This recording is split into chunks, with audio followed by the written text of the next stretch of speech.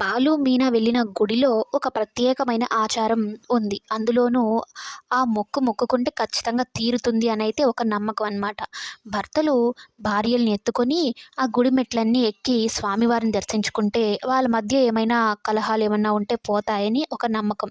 ఇక రవి ఏమో ఎందుకిలా తీసుకొని వెళ్తున్నారు అని అక్కడున్న వాళ్ళని అడిగితే వాళ్ళు అదే చెప్తారు. ఇది చాలా నమ్మకమైన గుడి. ఇలా చేస్తే దేవుడు మనం అనుకున్న మొక్కుని తీరుస్తాడు. అలాగే భార్యాభర్తల మధ్య గొడవలు ఏమైనా ఉన్నా కూడా తీరిపోతాయి అనైతే చెప్తూ ఉంటాడనమాట. ఇదంతా సత్యం, పార్వతమ్మ వింటారు.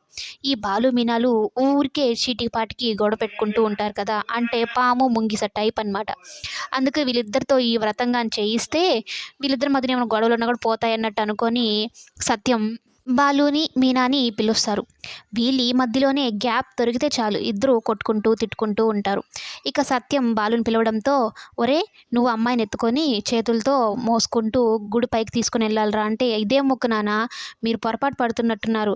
ఆ అమ్మాయి చూడడానికి సన్నగానే ఉన్నట్టుంది. ఏం కాదు ఎక్కేస్తదిలెండి" అనైతే అంటూ ఉంటే, "అలా కాదురా భార్యాభర్తలు ఇద్దరు కలిసి ఎక్కాల్సిందంటరా ఇది. నువ్వు ఎత్తుకోరా" అనైతే అంటూ ఉంటే, "ఇదేం మొక్కు నాన్న విపరీతంగా ఉంది ఇలాంటి మొక్కు" అంటే, "నేను మొక్కుకున్నాను లేరా" అంటే, "నువ్వెప్పుడు మొక్కుకున్నావు" అనైతే అడుగుతూ ఉంటే, "ఇప్పుడే మొక్కుకున్నానులే." "ఓహో! నా వెనకాల ఇంత కుట్ర జరుగుతుందా? ఇదేనా ముఖ్య కారణం" అన్నట్టు బాలు అంటూ ఉంటాడు. "సరే ముందుగా వెళ్ళాల్సింది నువ్వు, అమ్మ. మీ ఇద్దరు ఎప్పుడు తిట్టుకుంటూ ఉంటారు గదా! మీరు వెళ్ళి ఈ మొక్కు తీర్చుకోండి. అమ్మని తీసుకొనొస్తానన్నట్టు బాలు వెళ్తూ ఉంటాడు.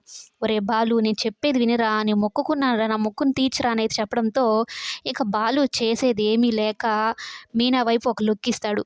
మీనా ఏమో కోపంగా చూస్తూ ఉంటుంది. "ఈ పల్నాటి నాగమ్మ లుక్కులు నేను తట్టుకోలేకపోతున్నాను బాబోయ్" అన్నట్టు బాలు ఒక లుక్ ఇస్తాడు. ఇక సత్యం మాట కాదనలేక మీనాని ఎత్తుకొని పైకి తీసుకొని వెళ్ళడానికి ఒప్పుకుంటాడు. ఇక మీనా ఏమో కోపంగా చూస్తూనే ఉంటుంది. ఈ కథలో బాలు డైలాగ్ డెలివరీ మాత్రం చాలా పర్ఫెక్ట్‌గా ఉంటుంది. నాకైతే నచ్చింది. మీలో ఎంతమందికి నచ్చిందో కామెంట్ రూపంలో తెలియచేయండి.